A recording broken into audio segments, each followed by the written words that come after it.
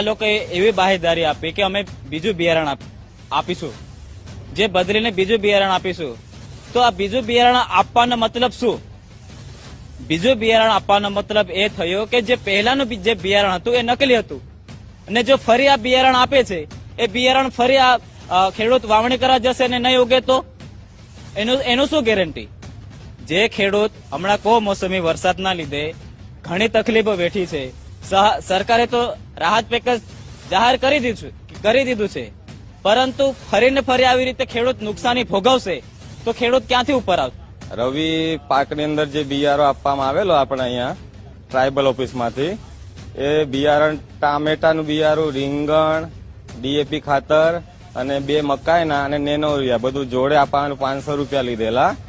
અને આ મકાઈ ઓરતા પછી ખેડૂતને બધાને ખબર પડી કે મકાઈ બગડેલી છે, તો તમામ ખેડૂતો ગામના જે આગેવાનો ભેગા થઈને અહીંયા ઓફિસમાં આવીને વાત કરી સાહેબશ્રીને કે આપણે બગડેલું છે એમ કરીને તપાસ કરતા રીતસર બગડેલું નીકળ્યું છે. તો સરકારને એવી વિનંતી છે કે આપણે આપો તો સારી ક્વોલિટીનું બિયારો આપો, કેમ કે ખેડૂત ડબલ કામ કરવું પડે, ખોટા ખર્ચા થાય, એના કરતા સારી ક્વોલિટીનું બિયારો આપો તો ખેડૂતને તકલીફ નહીં પડે. બસ એ જ માંગ છે મારે. જે ખેડૂતોનો ઇસ્યુ છે મકાઈનો, એ લોકોને નવું મટીરિયલ અમે રિસોલ્વ કરી આપીશું. તો એક જર્મિનેશનનો થોડો ઇસ્યુ છે અને અમુક થોડુંક કન્ટેન્ટ થોડુંક રફ આવ્યું છે.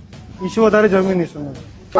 આના માટે ચોક્કસ કારણ તમારી જે કંપની છે બરાબર, એમના થ્રુ તમને મળશે સમથિંગ આરએસ કીટ વિતરણ કર્યું. આપણે જે ટ્રાયબલમાં કીટ વિતરણ થયેલું હતું મકાઈનું, એમાં જે ખેડૂતની ફરિયાદ હતી એના આધારે અમે અહીંયા જીએટીએલ ડેપો પર અત્યારે આવ્યા છીએ.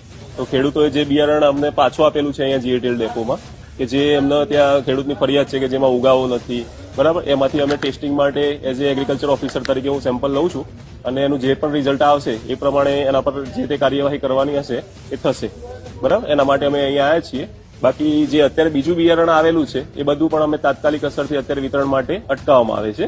જ્યાં સુધી આનું પ્રોપર તપાસ ના થાય ત્યાં સુધી આપણે એનો જથ્થો અટકાવીએ છીએ, અને બીજી પ્રોપર સૂચના ડીલરને આપી દેવામાં આવેલી છે.